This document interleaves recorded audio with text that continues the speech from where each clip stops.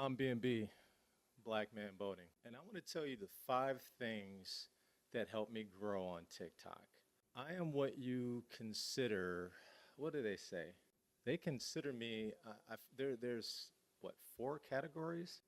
And I fall in the macro influencer category. On TikTok, on my main page, I have about 331,000 followers. On TikTok altogether, I have about 400,000 followers. I have other accounts. If I include all of my social media platforms, I have a little over 500,000 followers. Anything from 100,000 followers to 1 million followers, they call that a macro influencer. So I am the Mac.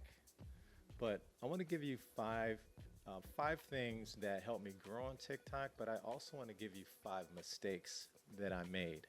The number one thing that helped me grow on TikTok is I embrace being an influencer. I embrace being a content creator. No matter, you got friends and family that might make fun of you or they don't support what you're doing, but they'll support everyone else. You have to do it for yourself. You have to do it for the love of it. Like this is something that you want to really do. It was something that I really wanted to do. So that's my first advice. Make sure you take content creating serious. Embrace being an influencer. For me, I love it. I love doing it. I love creating content. I love coming up with ideas, starring in my own mini film, recording it, editing, all of it. I actually enjoy the whole process. Number two, make sure you write your ideas down. Write your ideas down, type them in your phone because you can go ahead and build from that. It's kind of like writing a script to your own mini movie, right? That's the way that I approach this. I approach it like I'm making a mini film. And what sequence do you want things to happen in? Is it something that you're using to entertain people? Maybe you want to make someone laugh or it's something educational. Number three, I like to approach social media like a business. And what I mean by that is being organized. Like today, just setting up all this camera equipment. I got multiple cameras going. I got my laptop going, my microphones. Make sure you have the tools so you can be successful as a content creator. So make sure you have your cameras, your phones, your microphones.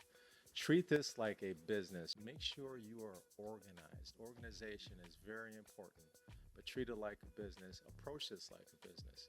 When I say that, I'm not trying to take the fun out of it. I have fun. I have a lot of fun doing this. I make videos to entertain people. That's kind of my thing. Entertain people, travel, the lake. Of course, Black Man Boating. I love the lake. This is where it all started, at the lake. And make sure you're putting in the time into this that you would put into a job. What I mean by that is the seriousness of it. Of course, if you're doing this part-time and hopes to one day do it full-time, you got to find the time to do this. A lot of people will come up with excuses. I've done it myself. I just don't have the time to do it. You will make time for the things that are important to you. And I heard someone once say this quote: being successful is inconvenient. It's going to be an inconvenience to you in order to be successful and to grow your content and to grow your platform, to be able to tell the world, hey, this is who I am, this is what I present to the world, this is what I bring. Number four, I think it's very important to study the content creators, the influencers that you like. Why do you like them? Are they a great dancer? Do they dress well? Do they give you a great message? Do they make you laugh? What is it about that content creator that captivates you, that grabs your attention? There's a lot of content creators that I study. There's a lot of podcasts, video podcasts that I study.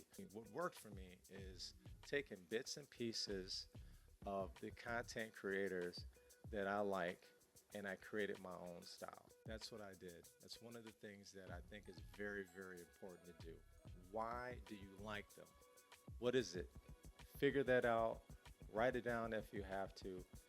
Study their videos. Study how they make their videos. Study the pacing of their videos. Study the visual effects. What kind of effects do they use? The lighting, everything. It's going to help you become a better influencer. Number 5, I like making videos about things that I like and that I love. When I first started this, I didn't do this to become a macro influencer or above that. It just kind of fell into my lap. But what I did was I made content about things that I loved. And what that was primarily in the beginning was the lake. I love boating. We have boated for many, many years. We love going to the sandbar parties and partying it up, enjoying the sun, enjoying the lake, enjoying the camaraderie of your friends, being out there, having a good time. And we could be out there all day long. What works for me is creating videos that I love in my everyday life. I love traveling. I love being outdoors. I love boating. I like making comedy videos. I love watching comedy videos. I think we as a people, we need to laugh more. Laughing is healthy. And I don't mind making those videos. I don't mind taking out my camera, taking out my mobile phone and start videoing, on vacation or at the lake. I don't mind because I want to go ahead and capture those moments and be creative with them. How can I be creative with it? How can I be creative with those moments to present to the world? And hopefully the world loves it. You're not going to always have videos that are going to take off. But if you love what you're doing, you're still going to be happy with those videos. Even if they don't go viral, you'll still be happy with them because it'll be like, oh man, that's a memory. I can remember making a video, or I could remember my thought process behind making that video, or I could remember the vacation we went on. I look at a lot of my videos and I can remember, man, we were on vacation. We were at dinner. We were going to this place or that place. I remember the thought process at the time, and it brings back great memories for me. Now, I'm going to give you 5 mistakes that I made on my TikTok journey. My number 1 mistake was I was focusing strictly on TikTok. I should have been growing on other platforms as well, which I do now. Now I have found the time to go ahead and to not only grow on TikTok, but also grow on other social media platforms. That was a big mistake when I look back at it, like, wow, I focused so much time on TikTok only that my TikTok page blew up, and I'm playing catch up over here on my other social media platforms. I should have been doing it simultaneously, but I didn't. But that was a big mistake, not growing multiple platforms. My suggestion, I would try to grow 2, maybe 3 social media platforms at once. For me, it's TikTok, YouTube, Twitter. You can even utilize Snapchat, Instagram. Whichever platforms you prefer, those are the platforms I would try to grow on first. Don't make that mistake that I made. Grow on multiple platforms all at the same time. Another mistake that I made on TikTok, not jumping on trends fast enough. I think it's important to jump on TikTok trends because it'll help you grow. It'll help you grow your community. But also, if you're not comfortable doing it, it will challenge you so you can become a better content creator. TikTok pushes their trends. They really do. And I've seen it. I've seen it with other content creators. So I jumped on board. I don't think I jump on trends enough, but it's definitely more than when I first started. Make sure you check out those TikTok trends and take full advantage of them. Jump on those TikTok trends. Another mistake that I made, and I still make this mistake, but I don't post as consistently as I should. I think you go through peaks and valleys, right? I don't think that I post enough, but I can tell you this. I like posting quality videos over quantity.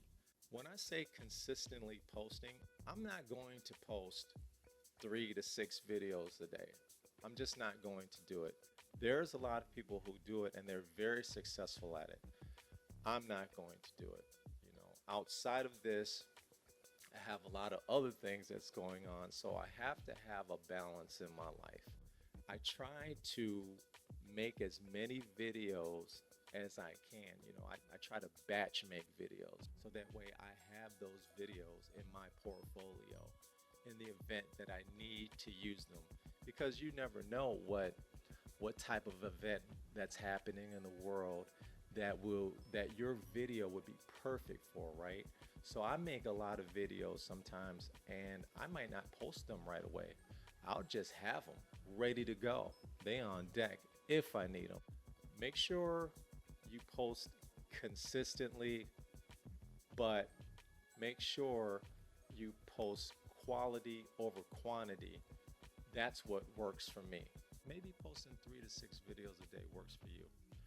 It's just not for me.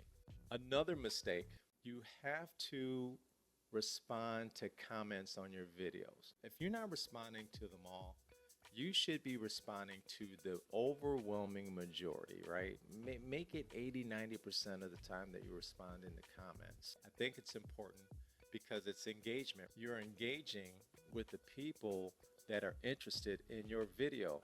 Whether they like it, they love it, they thought it was okay, maybe they didn't like it. You should engage with those comments. That's a mistake that I made in the past, not engaging enough and not engaging with the comments quickly. I'm going to give you another bonus of a mistake that I've made in the past with my TikTok account. Time management. I spoke about this before, but time management is important. If you don't give your social media attention, most likely your account is not going to grow. I mean, of course, there's going to be exceptions to the rules. Some people just got it like that, right? They're just going to, put out whatever video whenever they want, and it's just going to go viral. But the majority of us is not like that. You have to put in the time. You have to have time management. What I do, not only am I carving out time to create the content, I'm cutting out time to study social media. I didn't always do that, but I study social media. I study what other content creators are doing. I study what the trends are, the visual and the audio that other content creators are making. Like, wow, that audio sounds really good, or I like how they filmed that, or I like the editing that they did. That's time management. I make time for those things.